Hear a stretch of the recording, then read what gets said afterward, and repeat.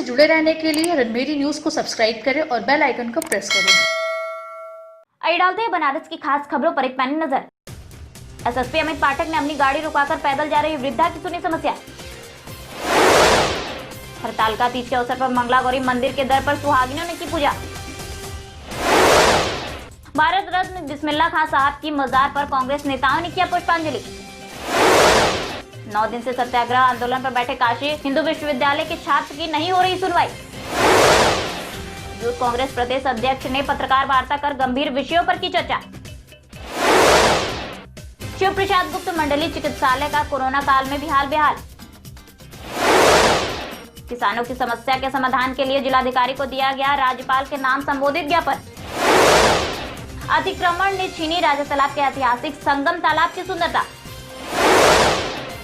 Corona काल में लुलार छठ सूर्य खष्टी पर्व के मेले पर भी लगा ग्रहण।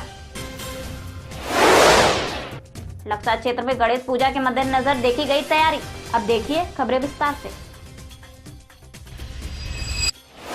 वरिष्ठ पुलिस अधीक्षक अमित पाठक ने आज अपने ही कार्यालय एसएसपी ऑफिस पैदल जा रही एक वृद्धा को देख अपनी गाड़ी रुकवा दी और कुर्सी मंगवाकर वहीं वृद्धा की समस्या सुनी। दरअसल शुक्रवार की सुबह एक बुजुर्ग महिला अख्तर बेगम एसएसपी ऑफिस पैदल ही अपनी जमीन संबंधित शिकायत करने जा रही थी। उसी समय वरिष्ठ पुलिस अधीक्षक अमित पाठक अपने ऑफिस पहुंच रहे थे। वृद्धा को देख एसएसपी ने अपने वाहन को रुकवाकर तुरंत कुर्सी मंगवाई और बैठकर बोला, माता जी अब आप बताएं कि आपकी क्या समस्या है। वृद्धा ने उस समय मास्क भी नहीं लगाया था। जिले के कप्तान ने उनको मास्क दिया और लगाने को बोला। वृद्धा की जमीन संबंधी विवाद की शिकायत सुनकर उन्होंने तत्काल चौक इंस्पेक्टर को समस्या का निस्तारण करने का आदेश भी दे दिया। इसके साथ ही एसएसपी ने वृद्धा को भरोसा दिलाया और बोला कि आपको जब कभी समस्या हो तो यह मेरे नंबर को आप अपने पास रखें और जब जरूरत हो आप फोन करके अपनी समस्या बताएं।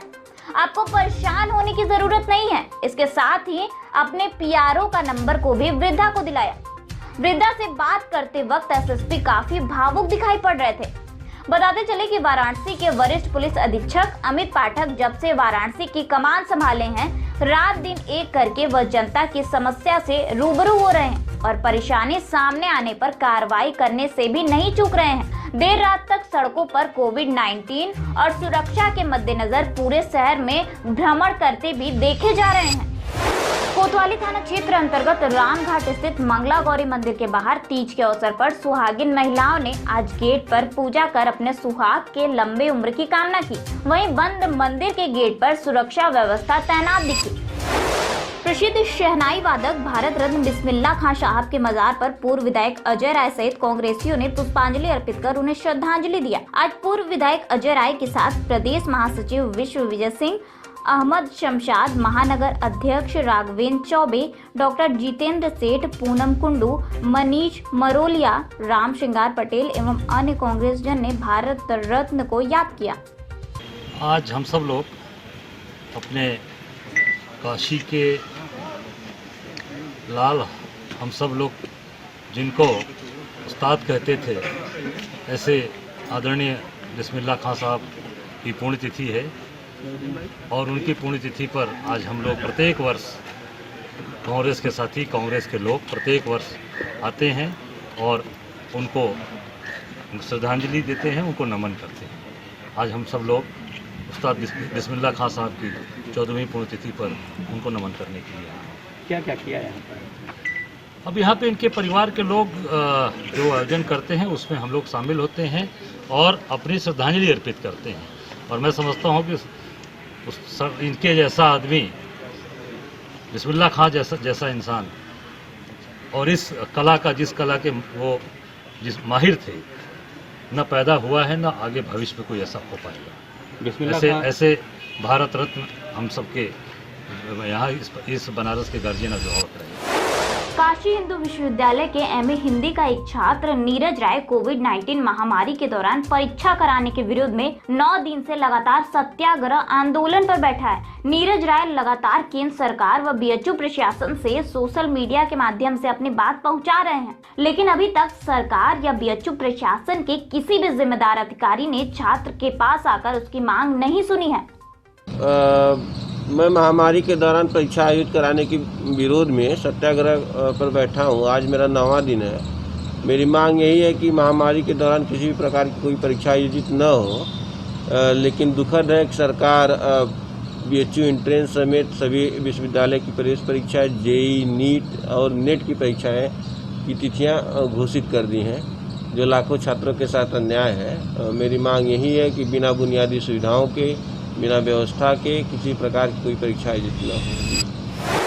नवनिर्वाचित यूथ कांग्रेस प्रदेश अध्यक्ष कनिष्क पांडे ने आज वाराणसी के एक होटल में पत्रकारों से वार्ता कर तमाम गंभीर विषयों पर चर्चा की। पत्रकार वार्ता करते समय युवा यूथ कांग्रेस के प्रदेश अध्यक्ष ने BHU के VC प्रकरण में कहा कि वह अपना बयान वापस ले, अन्यथा कांग्रेस उनकी इस कृत्य के लिए बड़ा आंदोलन करने को बाध्य होगी। वहीं वाराणसी की प्रशासन व्यवस्था पर भी सवाल उठाए। 6 महीने से गायब BHU के छात्र शिव प्रसाद द्विवेदी, जिसका आज तक पता नहीं चला, इस पर भी प्रशासन से सवाल किया।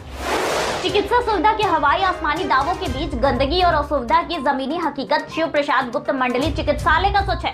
बाकी दिनों की बात छोड़ दे तो वर्तमान कोरोना काल के समय में भी यह हालत वैसी ही बनी हुई है जैसे अन्य दिनों में होती है, सिवाय उन दिनों के छोड़कर जब मंत्री या फिर सचिव स्तर के अधिकारी यहाँ दौरे पर आते हैं। नहीं तो यहाँ की व्यवस्था के लिए न तो कोई जिम्मेदार है और न ही किसी की जिम्मेदारी यहाँ की दुर्व्यवस्था है।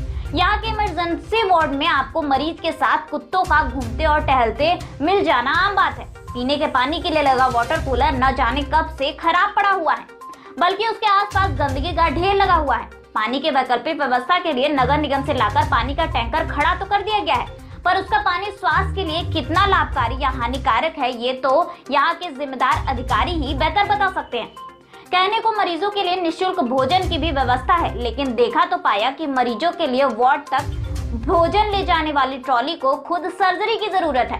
इतना ही नहीं, कोरोना महामारी के संकट काल में भी यहाँ की रसोई में कार्यरत कर्मचारी बिना किसी मास्क या सुरक्षा उपकरण के ही काम कर रहे हैं। यहाँ परेशानियों का अंबार है, पर सुनवाई के दरवाजे बंद। ऐसे में यहाँ इलाज करा रहे मरीज और परिजन खामोश रहने में ही अपनी भलाई समझते हैं, क्योंकि बोलने पर बीमारी का इलाज कर रही बीमार व्यवस्था की सुविधा से भी बाहर हो सकते हैं। ऐसे में अहम सवाल यह उठता है कि बीमार स्वास्थ्य सेवाओं के बीच बीमारी का इलाज कैसे होगा, इसका जवाब कौन देगा। प्रदेश कांग्रेस कमेटी के आह्वान पर प्रदेश में यूरिया की किल्लत, उसकी कालाबाजारी एवं किसानों की अन्य समस्याओं के समाधान से संबंधित राज्यपाल के नाम संबोधित एक ज्ञापन जिलाधिकारी कार्यालय पहुंचकर जिलाधिकारी के प्रतिनिधि को सौंपा गया। आपको बता दें, ज्ञापन सौंपने वालों में प्रमुख रूप से पूर्व सांसद डॉक्टर राजेश मिश्रा, पूर्व विधायक अजय राय, महानगर अध्यक्ष राघवेंद्र चौबे, डॉक्टर जितेंद्र सेठ, अशोक पांडे, अजय सिंह, आशीष सिंह, अशोक सिंह, एडवोकेट आनंद सिंह, राम श्रृंगार पटेल, प्रभात वर्मा एवं अन्य कांग्रेस जन उपस्थित रहे। प्रधानमंत्री नरेंद्र मोदी के संसदीय क्षेत्र में संकट में है राजा तालाब का ऐतिहासिक संगम तालाब। जी हाँ, अभी तक आपने नदियों का संगम सुना होगा, तालाबों का शायद नहीं, लेकिन अराजी लाइन विकास खंड क्षेत्र के राजा तालाब में 3 तालाबों का संगम है। कचनार गांव स्थित ऐतिहासिक संगम तालाब, रानी बाजार गांव स्थित रानी तालाब और हरपुर गांव स्थित भैरव तालाब कालांतर में एक दूसरे से जुड़ा था। शासन और प्रशासन की उदासीनता के कारण अब यह एक दूसरे से दूर होते जा रहे हैं। अब इन तालाबों का अस्तित्व संकट में है। पूर्व में संगम तालाब को उसकी सुंदरता के लिए जाना जाता था, लेकिन अव्यवस्थित विकास ने तालाब की सुंदरता को छीन लिया। राष्ट्रीय राजमार्ग ने हाईवे चौड़ीकरण को पुराने नाले के जरिए बारिश का पानी सीधा तालाब को आता था। उस पुराने नाले को बंद करके तालाब में हाईवे द्वारा सीवर गिराया जा रहा है। पानी की जगह तालाब में अब सिर्फ गंदगी और काई ही नजर आती है। इसके अलावा कूड़ा कचरा तालाब में फेंका जा रहा है। गंदगी का आलम यह है कि दुर्गंध के कारण तालाब के किनारे खड़ा होना भी मुश्किल है। तीर्थ यात्री और स्थानीय लोग तालाब में स्नान करते थे, वर्तमान में तो तालाब के पास खड़ा होना भी मुश्किल है। ऐतिहासिक संगम तालाब गंदगी से पड़ता जा रहा है, इसको लेकर लोगों में नाराजगी है। उक्त तालाब का सुंदरीकरण कराया जाए तो पर्यटन स्थल बन सकता है।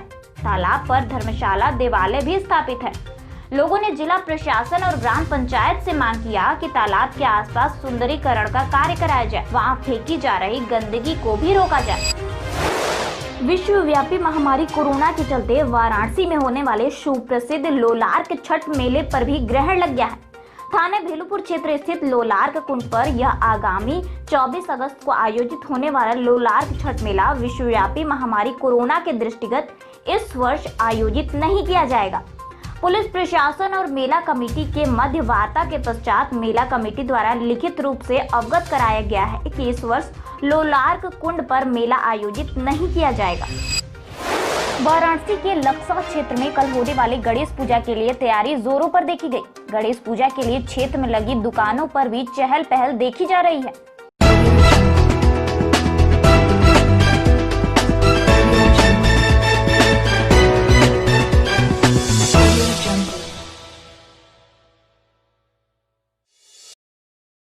खबरों से जुड़े रहने के लिए रणमेरी न्यूज़ को सब्सक्राइब करें और बेल आइकन को प्रेस करें।